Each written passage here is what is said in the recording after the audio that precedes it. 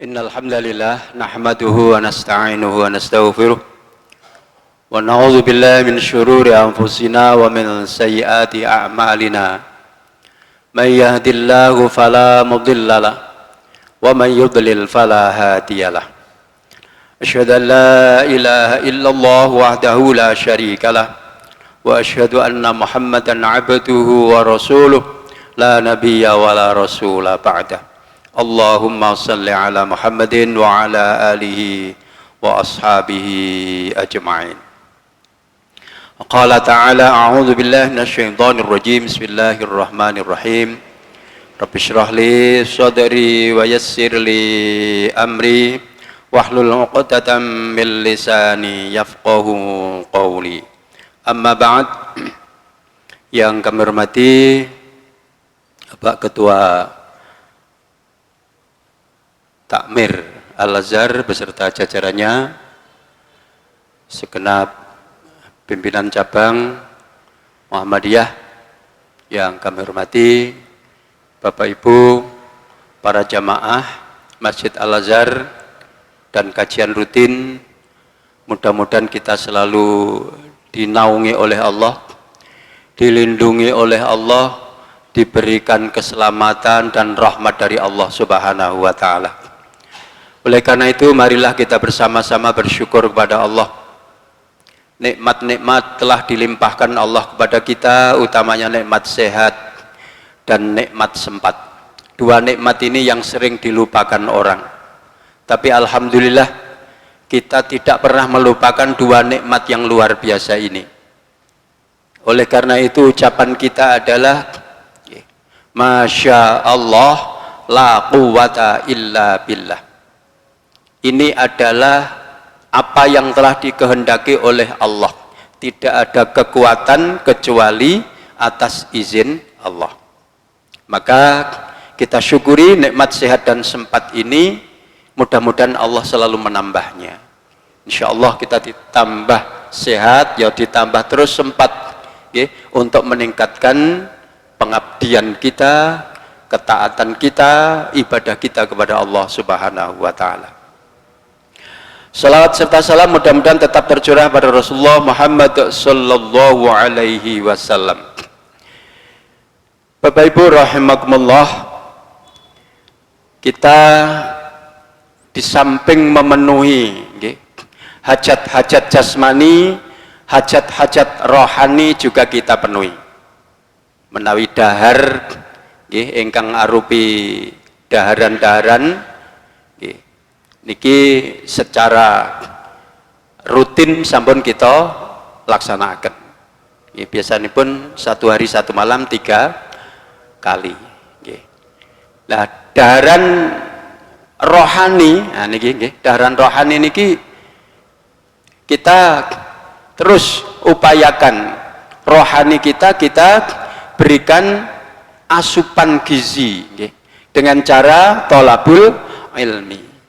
Terus tolabul ilmi, Masya Allah, niki kita tidak ada henti-hentinya, tidak ada capek-capeknya untuk tolabul ilmi, Masya Allah.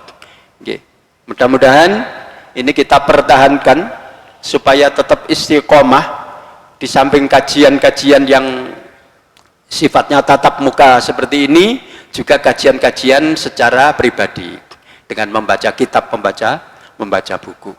Nah, mudah-mudahan Allah memberikan istiqomah di dalam thalabul ilmi ini. Insyaallah kita akan dimudahkan jalan kita menuju surganya. Amin Allahumma amin. Hadirin wal hadirat rahimakumullah. Ini Mas, ini jadi tulisan Palawa ini. Arabnya hilang ini. Wah, ini terjemahannya ini. Mas Hamzah ini ya.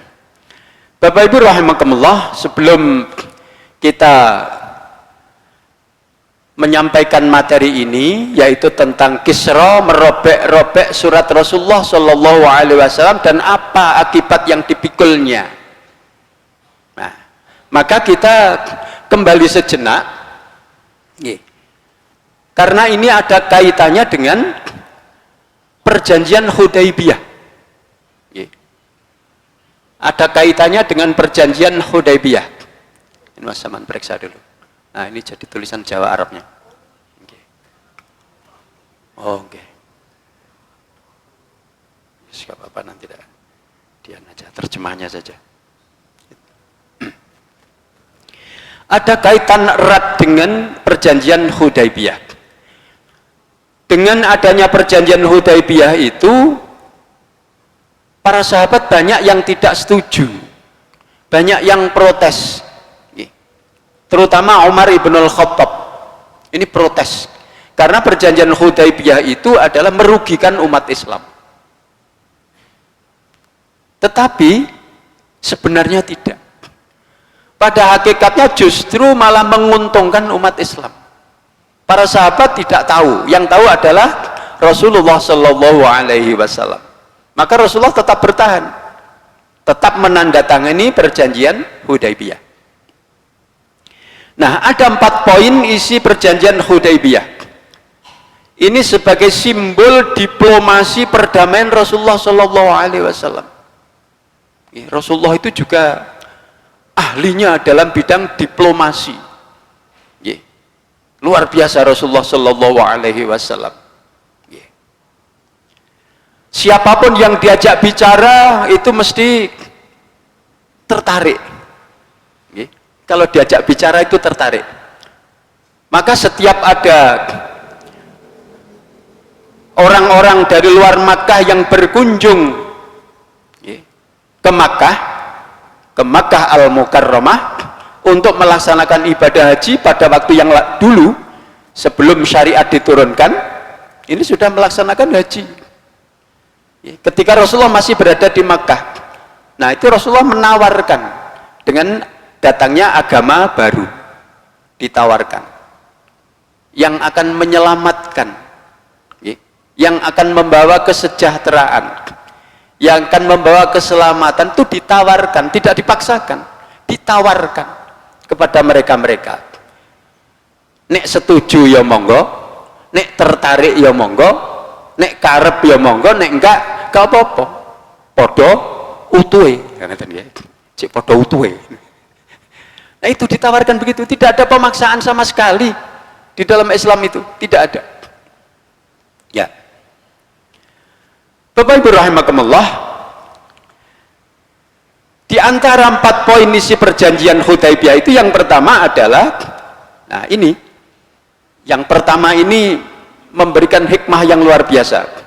Kedua belah pihak bersedia menghentikan pertikaian atau gencatan senjata selama 10 tahun. Gencatan senjata selama 10 tahun. Maka ini memberikan peluang bagi Rasulullah Shallallahu Alaihi Wasallam untuk mengembangkan agama Islam sebagai peluang selama 10 tahun. Nah, ini bukan waktu yang pendek. 10 tahun itu. Gencatan senjata. Tidak boleh ada peperangan. Siapa yang melanggar, jelas kena hukuman, kena sanksi. Nah, yang kedua, setiap orang diberi kebebasan memilih menjadi pengikut Nabi Muhammad atau menjadi bagian dari kaum kafir Quraisy. Dikon milih. Yang tertarik kepada Islam, mengikuti Muhammad, silahkan. Yang tetap bertahan, silahkan. Kemudian yang tertarik, suaminya tertarik, istrinya belum tertarik, atau istrinya tidak tertarik, kemudian diajak hijrah ke Madinah tidak mau, berarti pernikahannya batal demi hukum. Sudah, tinggal saja sudah. Ditinggal. Istri dan anak-anaknya yang tidak mau ikut, ya ditinggal. Ya. Harta bendanya ditinggal. Masya Allah. Okay. Itu demi mempertahankan agamanya. Ya. Jadi diberikan kebebasan, okay. Tidak ada pemaksaan. Yang masuk Islam silahkan, yang tidak ya silahkan. Ya. Ini dalam perjanjian itu. Sehingga orang-orang kafir Quraisy tidak bisa memaksa, tak boleh masuk Islam, tidak bisa, karena sudah terikat dengan adanya perjanjian Hudaybiyah. Yang ketiga, kaum muslimin wajib mengembalikan. Nah, ini poin yang ketiga ini yang menyebabkan diprotes oleh para sahabat. Para sahabat tidak setuju. Kaum muslimin wajib mengembalikan orang Mekah yang menjadi pengikut Nabi Muhammad SAW di Madinah tanpa alasan yang benar kepada walinya. Sedangkan kaum kafir tidak wajib mengembalikan orang Madinah yang menjadi pengikut mereka. Loh, ini yang dirasa tidak adil. Kalau ada orang Makkah masuk Islam kemudian ikut Nabi di Madinah, harus dikembalikan setelah terjadinya perjanjian Hudaybiyah.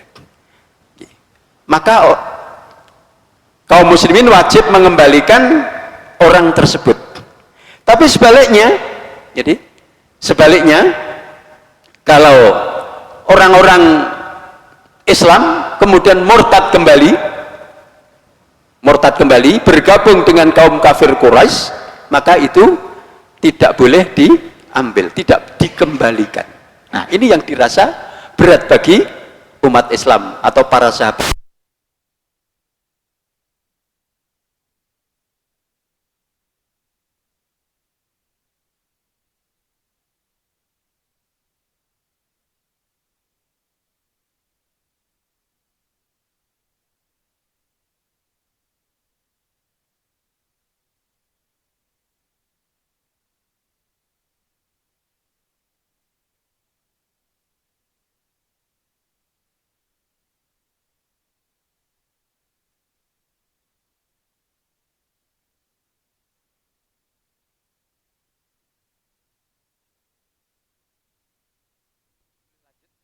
Maka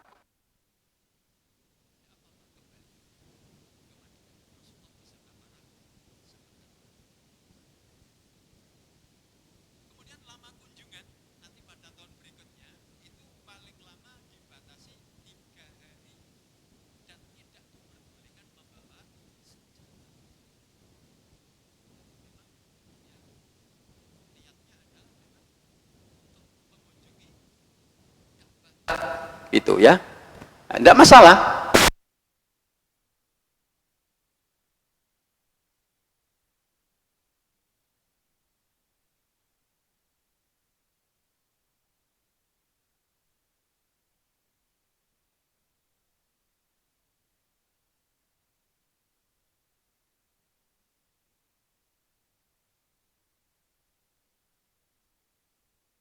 Ada peperangan, umat Islam bisa konsentrasi berdakwah, ibadah dan berdakwah ya.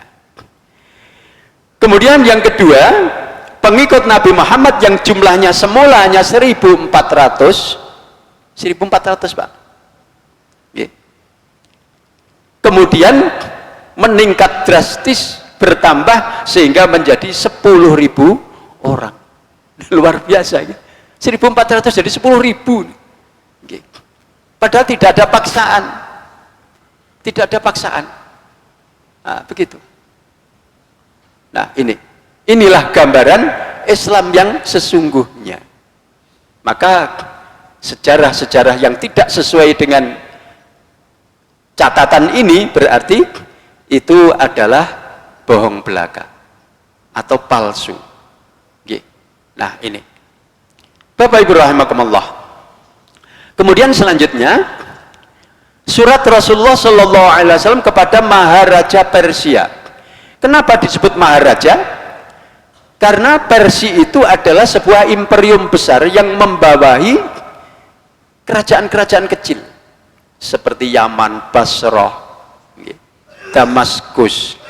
Itu di bawahnya, di bawah kekuasaannya, sehingga menjadi Maharaja. Dia menyebut Maharaja. Nah, nanti akan ada penjelasannya di belakang. Ini sayang tulisan Arabnya, ini ada surat Rasulullah Shallallahu Alaihi Wasallam yang ditujukan kepada Kisra, Raja Persia, itu bahasa Arab ini ya. Bismillahirrahmanirrahim. Mim Muhammadin Rasulillahi sallallahu alaihi wasallam, begitu. Ya, ini kita pelajari artinya saja. Ini tadi belum diedit ini. Masih jadi tulisan Jawa ya. Yang artinya adalah Bismillahirrahmanirrahim dari Muhammad Rasulullah sallallahu alaihi wasallam kepada Kisra raja Persia. Bapak Ibu rahimakumullah, Rasulullah di setiap suratnya pasti mengawalinya dengan basmalah. Ini menunjukkan bahwa Rasulullah sallallahu alaihi wasallam di setiap gerakannya, di setiap gerakan dakwahnya itu selalu melibatkan Allah. Tidak berjalan sendiri, melibatkan Allah. Dengan al-basmalah itu maka tidak akan terputus dengan rahmat Allah. Coba kalau kita perhatikan maknanya, Bismillahirrahmanirrahim, dengan menyebut asma Allah yang maha Rahman, yang maha pemurah, yang maha memberikan rahmat, dan Ar-Rahim yang maha pengasih. Niki sedaya nggih rahmat nggih, pemurah, penyayang, niku rahmatipun Allah. Berarti Rasulullah di dalam gerakan dakwahnya tidak pernah terlepas dari rahmat Allah. Selalu disandarkan kepada Allah di setiap gerakannya. Bahkan kemarin kita sampaikan, kita akan tidur saja, kita tidak lepas dari melibatkan Allah. Bangun tidur, melibatkan Allah. Mau makan, melibatkan Allah. Mau bekerja, melibatkan Allah. Sampai mau hubungan suami istri pun melibatkan Allah. Masya Allah, inilah ajaran yang luar biasa. Nah, ini menjadi contoh bagi kita yang kita laksanakan di dalam kehidupan, bahwa kita tidak akan pernah lepas dari rahmat Allah, sehingga kita selalu berada di dalam naungannya. Dari Muhammad Rasulullah kepada Kisra raja Persia. Kisra itu adalah gelarnya. Bahagialah orang yang hidup mengikuti hidayah. Jadi kalau mengikuti hidayah, insya Allah pasti akan hidup bahagia, mengikuti petunjuk. Betul, mengikuti Mbak Hidayah, mengikuti petunjuk Allah, pasti akan bahagia. Dan beriman kepada Allah dan Rasulnya. Iman kepada Allah dan Rasulnya.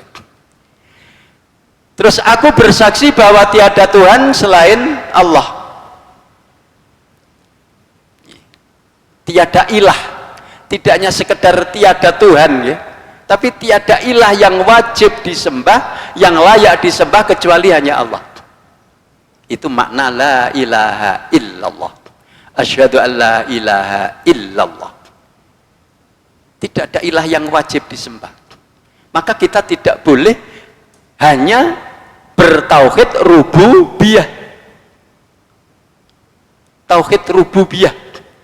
Kita hanya meyakini bahwa Allah itu Al-Khaliq, Al-Malik, Al-Mudabbir, Allah pencipta, Allah raja, Allah penguasa, Allah pengatur, Allah pemberi rizki. Tidak hanya itu saja, tapi dengan tauhid rububiyah itu mewajibkan kita bertauhid uluhiyah. Kalau kita sudah diciptakan, dijamin rizkinya, dijamin keselamatannya, dijamin segala sesuatunya, maka harus tunduk dan patuh melaksanakan ibadah kepada Allah. Itu. Maka tidak cukup hanya bertauhid rububiyah saja.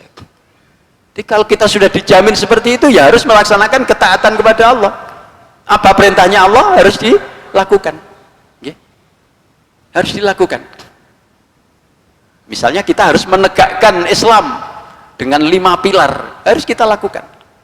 Nah begitu. Tidak boleh tidak. Nah, begitu. Ya. Maka ada ayat, ya ayyuhan nasu budu rabbakumul ladzi khalaqakum. Ini mengingatkan, tidak hanya untuk orang yang beriman saja, semua manusia untuk beribadah kepada Rabb yang telah menciptakan. Diingatkan, biar nyadar kalau dia itu asalnya dari mana, terus mengapa, setelah itu nanti akhirnya ke mana. Nah, ini harus disadari oleh setiap manusia. Yang tidak menyadari, ya silahkan kalau tetap tidak sadar. Tapi alhamdulillah kita termasuk orang yang menyadari itu, sehingga kita berada di tempat ini, Masya Allah. Berada di tempat ini dengan sabar sampai azan isya. Ini bukan gampang ya tenan nggih. Sampai azan isya nunggu ini bukan gampang. Tidak mudah seperti ini. Kita memanage keinginan kita, nafsu kita yang mau kemana-mana, enggak dhisik ya gitu. Ke masjid dulu, kajian dulu gitu.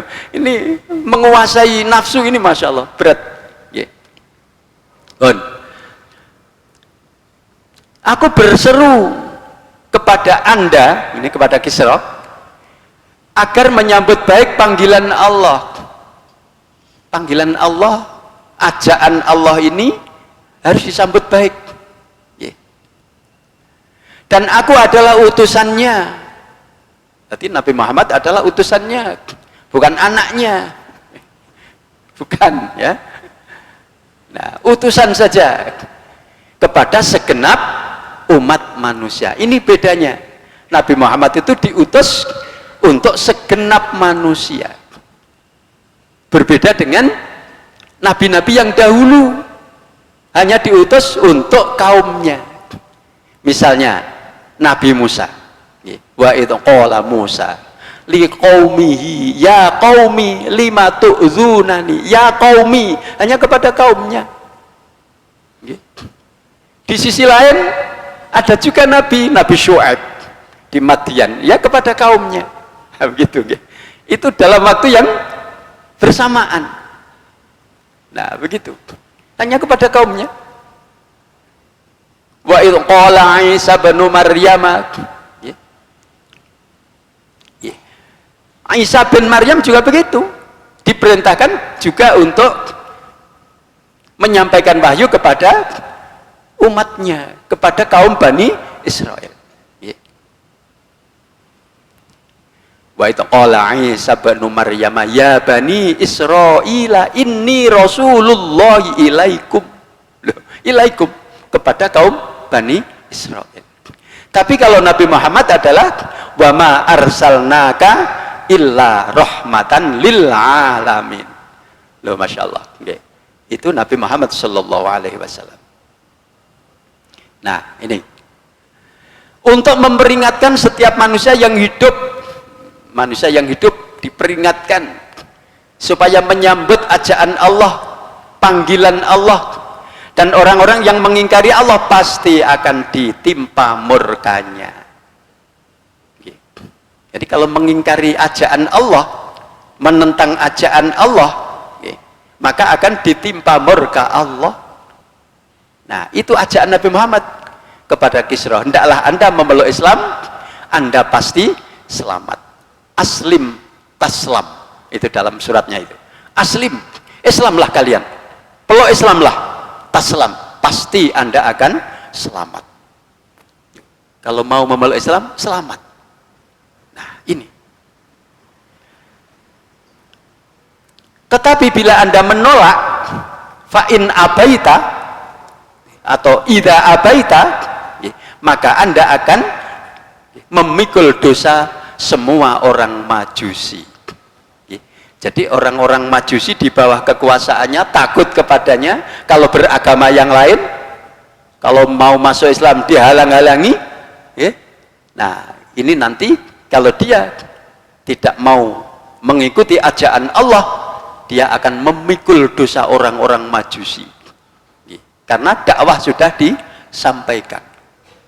Nanti yang bertanggung jawab adalah rajanya. Nah, ini Bapak Ibu rahimakumullah. Nah, kemudian surat Rasulullah Shallallahu Alaihi Wasallam kepada Kisra tadi itu dirobek-robek, dikirimi surat, suratnya dirobek-robek. Kok mungkin kalau sekarang lewat WA suratnya, mungkin HP-nya yang dibanting begitu ya. Tapi gak eman tak. Suratnya dirobek-robek. Bapak Ibu rahimakumullah. Maharaja Persia itu atau Raja Persia itu bernama Abaruwes. Ini dalam kitab Sirah Nabawiyah Muhammad Al-Ghazali. Dengan sikap beringas, kisah merobek-robek surat Rasulullah Sallallahu Alaihi Wasallam. Jadi surat Rasulullah itu dirobek-robek dengan hati yang begitu kasar, keras, mau wangkel, mau wangkel. Ono surat teko, opoi. Sikapnya tersebut disebabkan karena ia merasa kedudukannya amat tinggi. Nah, muncul takaburnya, muncul sombongnya. Karena merasa kedudukannya sangat tinggi, meremehkan siapa yang mengirim surat ini. Kedudukannya apa? Nah, diremehkan. Nah, juga disebabkan adanya musibah yang menimpa kekuasaannya, yakni setelah terjadinya peperangan melawan Imperium Romawi, mereka menderita kekalahan. Jadi pikirannya menjadi sedih, menjadi kalut, sehingga menerima surat itu menjadi tidak bersahabat. Nah, dalam kondisi seperti itu tak diduga-duga muncul yang selama ini tidak pernah akan terjadi. Kok tahu-tahu dia ini imperium besar, kok ada orang yang berani-beraninya mengirimkan surat mengajak masuk Islam. Loh, ini Bapak Ibu rahimakumullah. Nah, kerajaan Yaman itu masih berada di bawah kekuasaan kerajaan Persia. Jadi kerajaan Persia itu ini mempunyai bawahan kerajaan-kerajaan kecil yang mereka tunduk kepada Kisra yang namanya Abaruwes. Karena itu Kisra memerintahkan kepada penguasa Yaman agar mengirimkan 2 orang algojonya yang paling kuat ke Madinah untuk menangkap orang yang berani menulis surat kepadanya. Ini mengirimkan 2 orang untuk menangkap Rasulullah Shallallahu Alaihi Wasallam. Ya tidak semudah itu, padahal menangkap nyamuk ini ya. Tidak semudah itu. Para sahabat siap, para sahabat yang berada di sekelilingnya sudah siap dengan segala kemungkinan yang terjadi.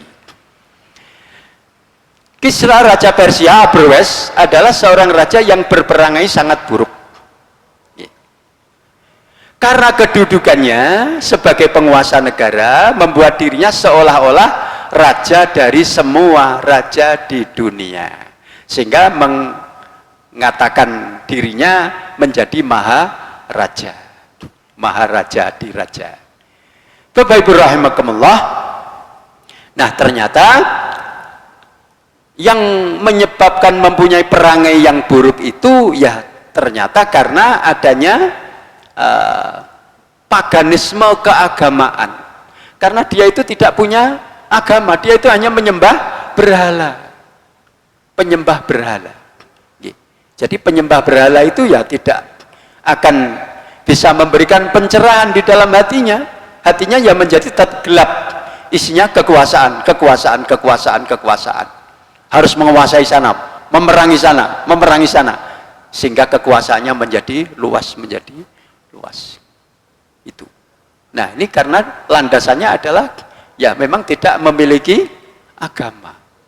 Agamanya adalah agama pagan, menyembah berhala yang tidak sesuai dengan akal sehatnya. Tidak mau berpikir, tidak mau menggunakan akal pikirannya. Nah, itu kalau Rocky Gerung mengatakan orang dungu itu ya.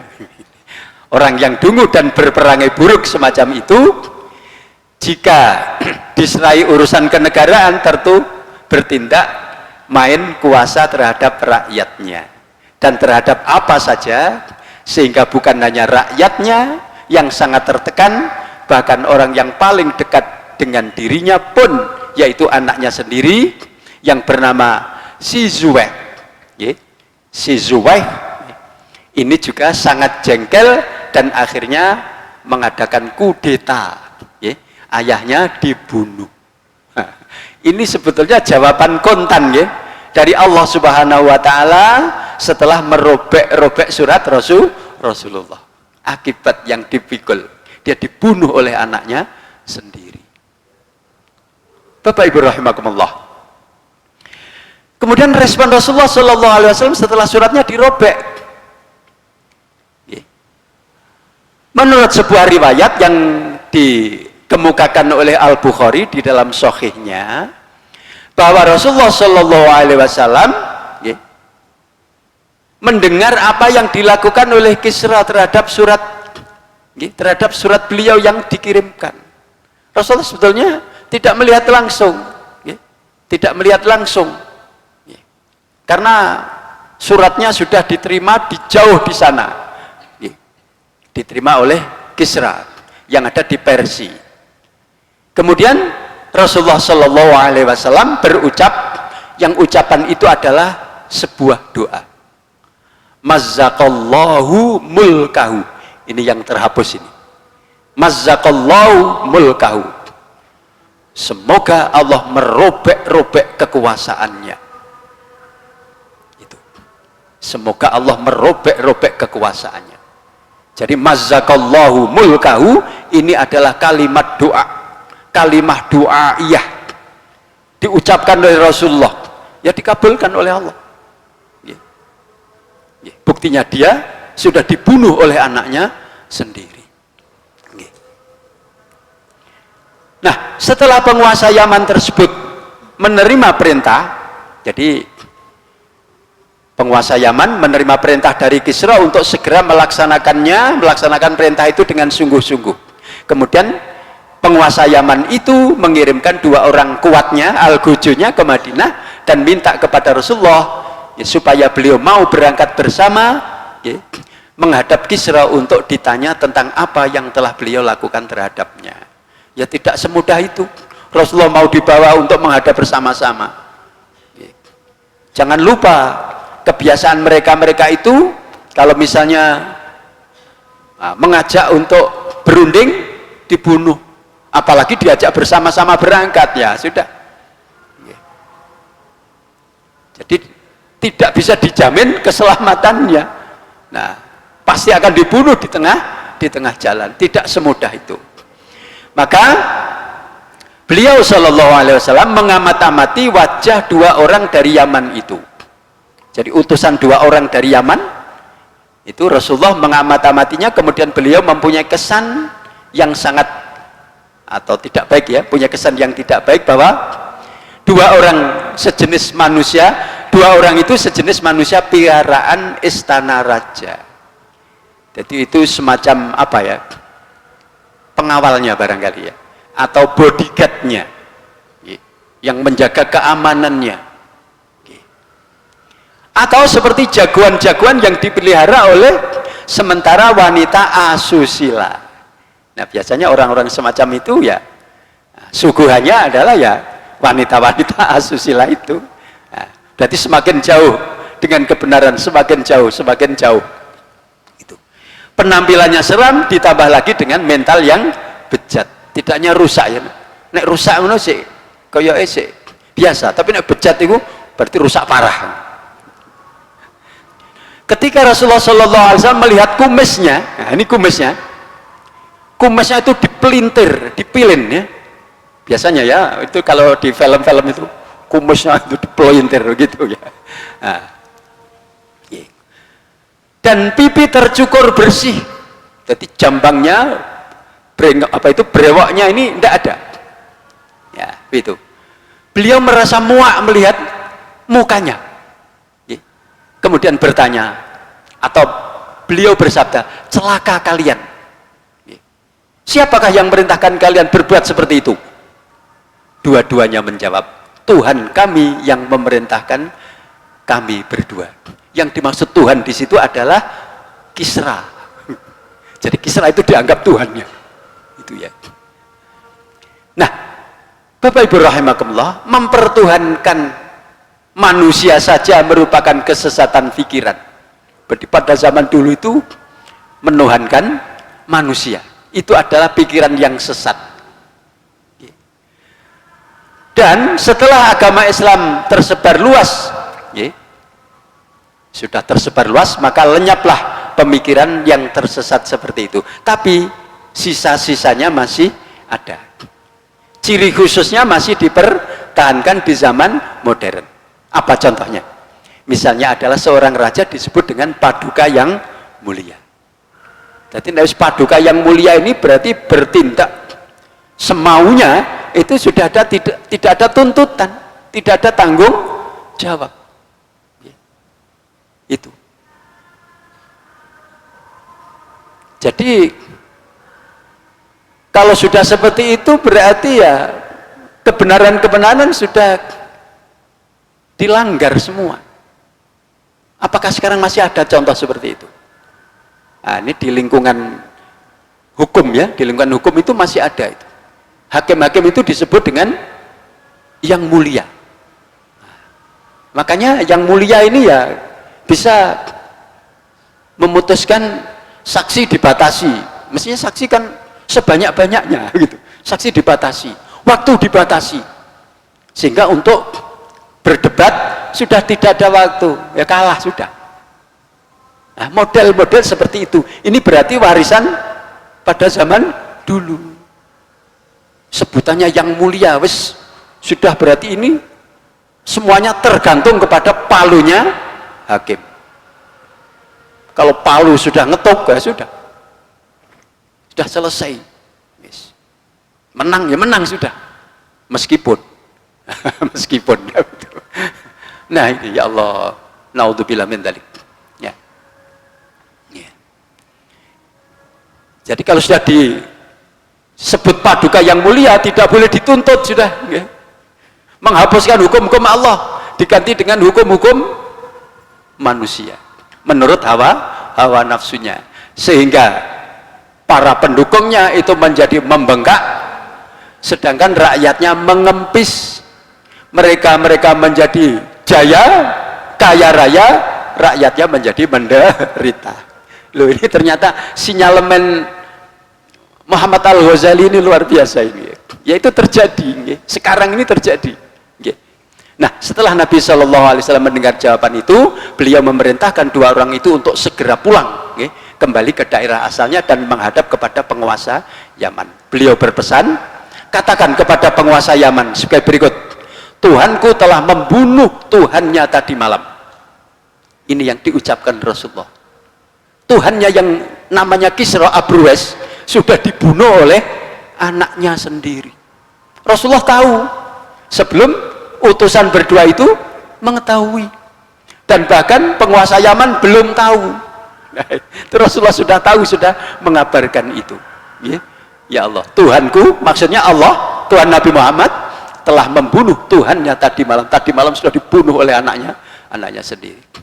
Nah, sebelum dua orang itu mendengar berita tentang terbunuhnya Abrwes, Maharaja Persia, Rasulullah SAW telah mengetahui lebih dahulu. Setibanya kembali di Yaman dan setelah mengatakan apa yang dipesankan oleh Rasulullah SAW kepada penguasa setempat, baik dua orang itu maupun penguasa Yaman itu terketuk hatinya untuk memeluk Islam bersama tokoh-tokoh pemerintahan lainnya. Masya Allah.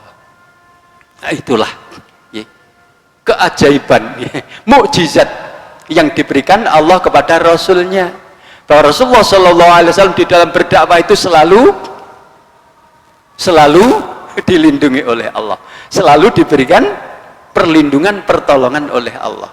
Maka Rasulullah ketika berdakwah itu misalnya gak ono rewange, Para sahabat itu balelo semua, tidak mau berangkat. Misalnya Rasulullah diperintahkan untuk berangkat sendiri, diperintahkan untuk berangkat sendiri, karena itu adalah tugas dakwah Rasulullah sendiri, bukan tugasnya para sahabat. Maka harus berangkat sendiri. Allah akan selalu membersamainya, dan Allah menjanjikan akan memberikan kemenangan, menang. Nah itu. Nah, Bapak Ibu rahimakumullah, nah sejak peristiwa itu agama Islam mulai menyebar dan meluas di bagian selatan semenanjung Arabia, di Yaman dan sekitarnya, di tengah-tengah dua golongan yang ada, yaitu kaum Nasrani dan kaum Majusi. Mereka mulai tergerus sedikit demi sedikit, banyak yang sadar, banyak yang menggunakan akal sehatnya kemudian memeluk Islam. Nah, demikian Bapak Ibu rahimakumullah, sirah nabawiyah pada kesempatan ini yang bisa kita sampaikan, yang memberikan banyak wawasan pada kita untuk kita teguh kokoh untuk mempertahankan Islam sebagai agama kita. Wallahu a'lam bishawab. Assalamualaikum warahmatullahi wabarakatuh. Waalaikumsalam warahmatullahi wabarakatuh. Demikian kajian yang telah